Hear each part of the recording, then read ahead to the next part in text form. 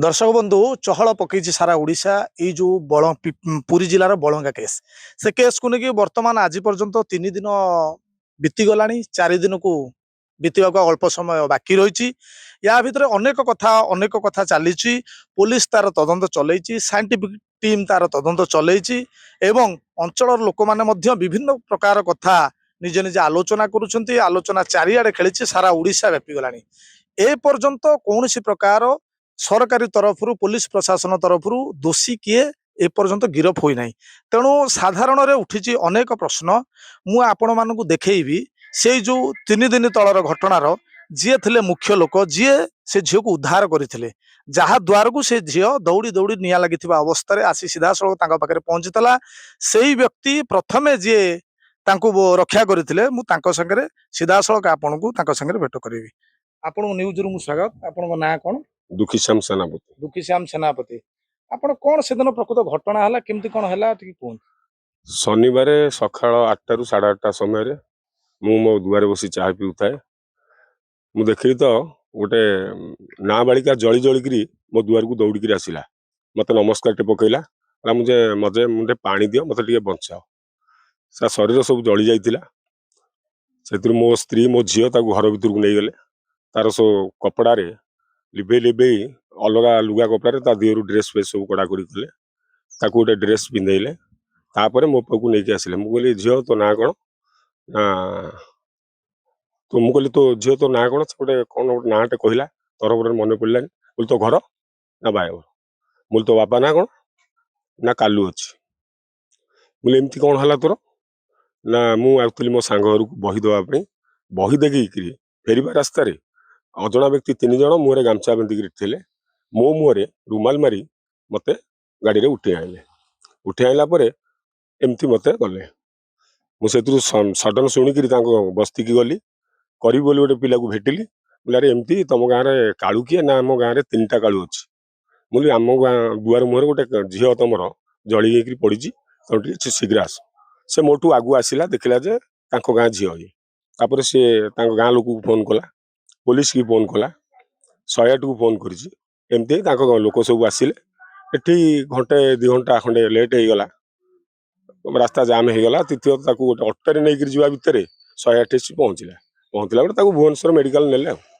ये घटना पाखापाखि कौ समय घटना शनिवार सकाल 8 रु 8:30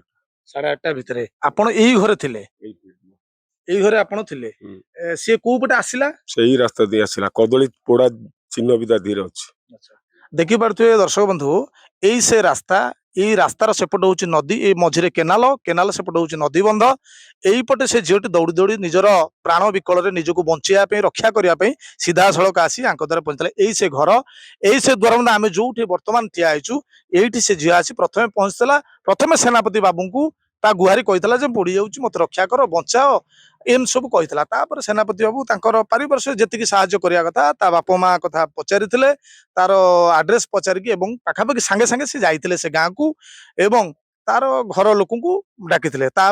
से ऑटोरे जाउतला ऑटोरे जीवा समय रे किछि समय पर ताकू 108 एम्बुलेंस द्वारा भुवनेश्वर स्थानांतरित करायतला किंतु ए घटना रे आपण देखिबे विभिन्न प्रकार मोड को जाउछि जेहेतु 4 दिन हबाकू लागिलानी वर्तमान सुधा लोक मान मन अनेक प्रश्न प्रकृत में कौन किए दुर्वृत्त आसी ना आसी नथिले ना कौन है सी सब रहस्य भितर रही पुणी पचार सेनापति बाबू आपड़ देखी कि क्या से समय रे? ना ना मुझे देखी मोर अध घंटे डेरी हो गला मु स्पॉट को जाइछि अध घंटे पर जाइछि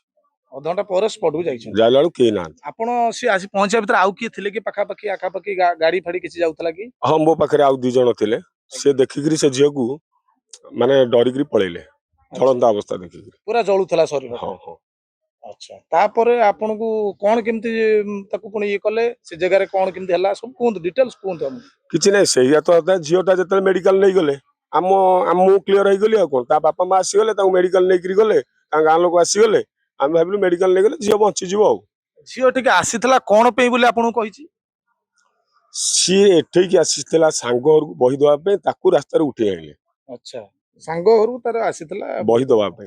ताकू सेउटू उठे की से माने नै गेले झियो कहया कथा से काहा को चिन्ह नि काहा ना कहि ना मु कहली जनक ना कह से कहि पाइले हम ता चिन्ह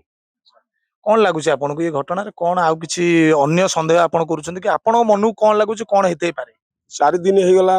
ପୋଲିସ ତାର କର୍ତ୍ତବ୍ୟ କରି ଚାଲିଛି କିନ୍ତୁ ଆସାମୀ ଏପର୍ଯ୍ୟନ୍ତ ଧରା ହେଲାନି। ମୁଁ ଖାଲି ଏ କଥା କହୁନି, ଓଡ଼ିଶାବାସୀ ଏ କଥା କହୁଛନ୍ତି। ଦେଖିପାରୁଥିବେ ନିଶ୍ଚିନ୍ତ ଭାବରେ ଆମେ ସେନାପତି ବାବୁଙ୍କୁ ସବୁ ବିବରଣୀ ବୁଝିଲେ